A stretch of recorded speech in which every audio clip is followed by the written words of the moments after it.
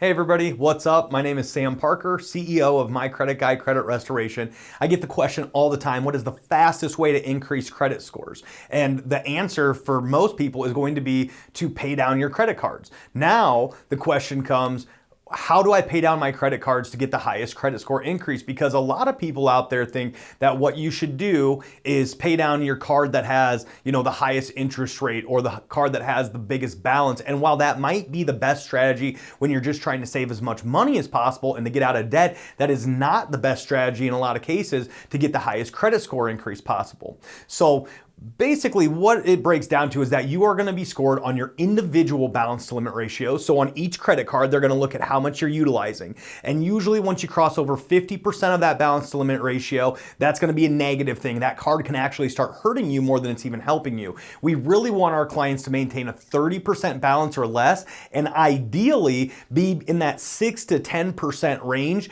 to get the maximum benefit from credit scores.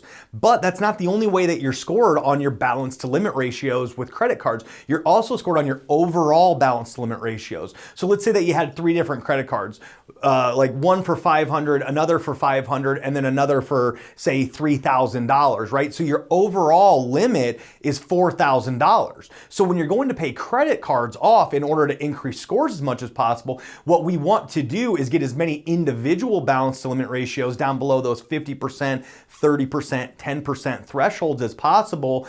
So like your strategy might look like this. Let's say, again, we'll go back to the example of a $500 card, a $500 card, and a $2,000 card, or a $3,000 card. And then let's say that you come into $2,000, okay? And now let's also say that each one of those cards is maxed out, 500 of 500, 500 of 500, and 3,000 of 3,000. Well, instead of paying down 2,000 out of that $3,000 on the big one, what would make more sense and get you more of a credit score increase is to pay off those 2 little ones. Now you're left over with $1,000 that you can pay towards the big one, but you have 2 individual balance to limit ratios down at 0 or close to 0, and then that one that's still where it was, but you still impacted that overall balance to limit ratio the same amount that you would have, while also impacting 2 as opposed to 1 individual balance limit ratio. So hopefully that all makes sense. When you're using your money, spread it across as many credit cards as you can to get them below those thresholds.